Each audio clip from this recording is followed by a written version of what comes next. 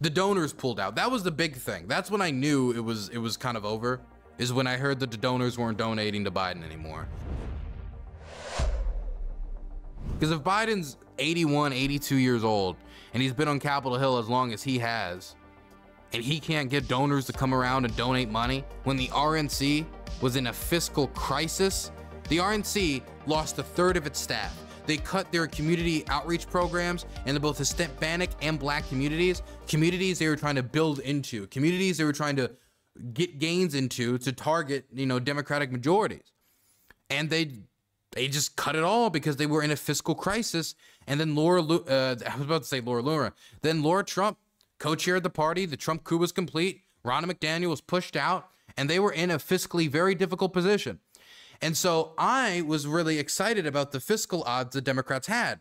But then, after the bad debate performance, and then after Trump got shot, and Biden's donors stopped coming because they were worried about his ability to function, and many of them saying, reportedly, we will not donate until you fix the top of this ticket, until you either replace Biden or make us 100% confident this man actually can lead another 4 years.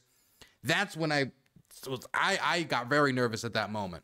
And I got nervous for a few reasons. Number one, there was all the other factors. It had to do with Biden's problem with public appearances. It had to do with the polling data. It had to do with the polling data specifically in the swing states. It had to do with a whole bunch of factors. How independents were reacting to the debate. How much the debate was going to get shared around. My big thing was always taking away Trump, the topic of Trump's ineligibility for the office, for him being a felon and all the problems he has, his lack of experience, etc. And us not focusing on his ineligibility, we're now focusing on Biden's ineligibility. That was a major issue. But the last, like, I guess you could say, stay mad at the DNC for gaslighting people so long.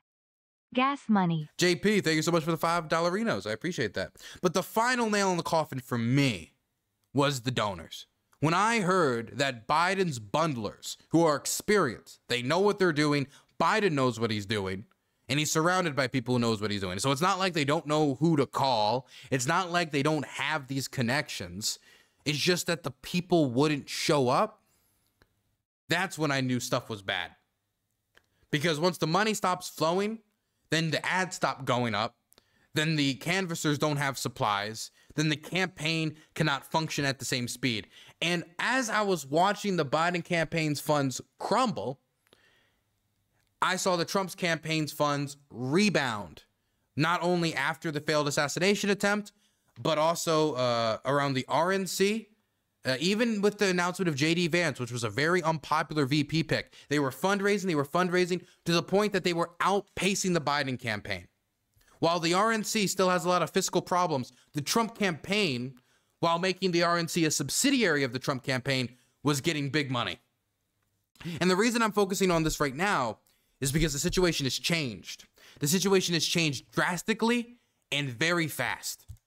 Because the Harris campaign raked in $310 million last month.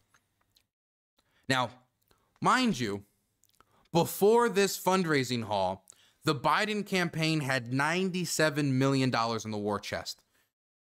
So we're talking about more than tripling what was in the Biden-Harris campaign war chest as Harris picks up the ticket. And a third of this, even though this is the money for all of July, a third of this, $100 million, was gathered in one day, within 24 hours of Kamala Harris announcing her candidacy for president of the United States. And of those donations, 66% of them were first-time donors, which is big. That implies enthusiasm. That implies more people wanting to buy into the campaign. It means you're not hitting the same 65-year-old grandmas who are worried about democracy and passing it on to their children. You're hitting new voters, young voters, other voters who wouldn't typically be contributing to the Biden campaign because either they don't feel energetic about Biden or they think it's a lost cause. They don't think Kamala's a lost cause. They're energetic about Kamala. And Kamala is a lot younger. It's fresher. And if there's one thing that the American public seem to agree on the polling data, is that they wish they had another choice. That they looked at a 82-year-old man and a 78-year-old man. And now that Biden's dropped out, Donald Trump's the oldest nominee in presidential history. 78 years old is the nominee. He will be older than Biden is now by the time he leaves the White House, just without all the experience that Biden's built up over the years. And so they wanted a fresh face, and Kamala provided that fresh face. Kamala provided that fresh face by upwards of 20 years since she's 59 years old. And not only did she provide that fresh face, but she was a relatively fresh voice. Because even though Kamala Harris before this polled very well, her recent polling data is very good. She's neck and neck with Trump in many states. I mean, she's neck and neck with Trump nationally and ahead of him in crucial states like Michigan, Minnesota, and I even seen her a few points ahead in Pennsylvania in some polls. Some polls had her 4 points, which is outside the margin of error. Other had her ahead 2 points. Other have her more tied. She's only down 2 points in the state of North Carolina. That was a state that wasn't even supposed to be in play before and is now in play, that she's made in play through that momentum.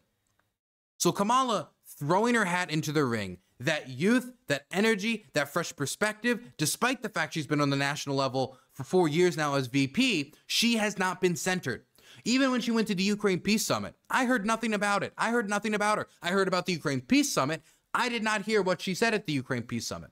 Mind you, a lot of the reports I was getting back from Europe from different officials that were, working with her, not directly, but from media reports, was that they weren't necessarily super impressed, that a lot of it was just off the teleprompter, simple stuff. But when you've on one hand, you got Donald Trump saying Nikki Haley was in charge of Capitol security, and like he's coming down. And on the other side, you got Joe Biden, Mr. Putin, instead of Mr. Zelensky, saying Vice President Trump. And then you have her come up. She doesn't really need to knock it out of the park to be a fresh face, a fresh voice relative to the other people on the campaign trail. Because it's relative.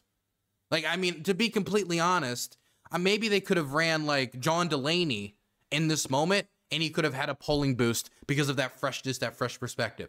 Whether this will stick and the gain she's made since she's gained prominence and the focus has been on her and her popularity and the polling, with her even in some popularity polling, favorability polling that is, having a net favorability rating, meaning this would be the first time in I think 5 years, 4 or 5 years, that somebody has been running for president of the United States that has a net favorability rating, because both Biden and Trump, the entirety of this campaign, have been unable to turn out a net favorability rating. But back to the financing. 310 million in July. What you need to realize about this number is in the first day, it was 100 million. And then all the preceding days, it was more money. One day it was 100 million. In a week, it was 200 million. And in the following days, you got a lot more of the money. While Trump raised 137 million in this month. So we're talking less than half. Less than half. Mind you, Trump also got assassinated nearly in this month. Trump got shot in the ear. It was like a bombshell story. 13, 14 days later, it's barely creating ripples. The most you're hearing about is like, oh, well, how protective was the Secret Service really, as the Secret Service director steps down. She jumped in. When did Kamala Harris jump into the race? Does anybody remember what day exactly? But she jumped in the race maybe like, 12 days ago? So she jumped into the race through most of July.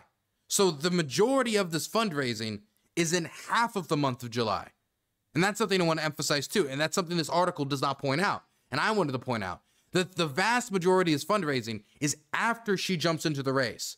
Meaning that for the entire month of July, Donald Trump raised $137 million with the assassination. She just enters the race most of the way through July. And for the entire month, that's $310 million, more than double. If you were to look at the cash they have now on hand, before she jumped in, Donald Trump was starting to get a lead. Joe Biden had the lead early on, and combined with the RNC's fiscal problems, you were looking at a very, very, very sticky situation for the Republicans. But the assassination, combined with the relatively good RNC appearance, combined with him being able to go out and bundle and convince donors that he has a good chance of winning due to Joe Biden's age and how the polling was going, led to him being able to gain momentum and get ahead of Joe Biden in the fundraising. But now, just because of the month of July, putting aside everything else, put aside the other super PACs that have raised more money, put aside all of the rest of the people, she has now outpaced Donald Trump by $50 million on hand cash advantage. with the Donald Trump campaign having, I believe, somewhere like 330 million, and the Kamala Harris campaign having about 370 million going into this month. Mind you, these numbers I'm talking about, and this should just be implied, these are record-breaking fundraising numbers. It's record-breaking for the 24-hour period that she went in there. I think the last 24-hour period was, I think, 70 million maybe in 100 hours. I mean, in 24 hours, maybe 75, but they smashed it at 100 million. And again, I can't get the number out of my head. The number that sticks with me the most about these donations is the 66% of them being first-time donors. That enthusiasm can't really be faked. I see a lot of rumors online about the Act Blue donations, but that type of enthusiasm cannot be faked. Now, whether that enthusiasm sticks, whether this is a short-term love affair with Kamala Harris, and over time, like the cackling is actually going to have an impact, I doubt it. Or Donald Trump going after Kamala for her race, I doubt it. Or just calling her ditzy, I doubt it. The stuff that'll have an impact, in my opinion, is in states like Pennsylvania going after her record from 2020, saying that, hey, she was for a ban on fracking.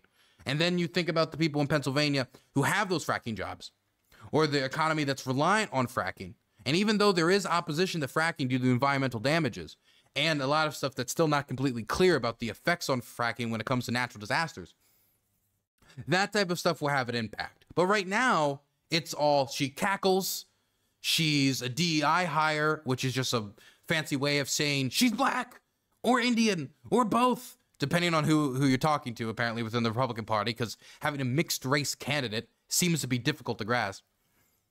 Maybe when they dig in their heels and they find something more substantive and they start to bite in, the favorability polling will dip back down. The fundraising data obviously has already lost some momentum, but they are still continuing to fundraise. But as of right now, the Kamala campaign is breaking records for fundraising. First time on the national stage like this. Did you see Jackson Hinkle was press conference with Maduro? Did he really?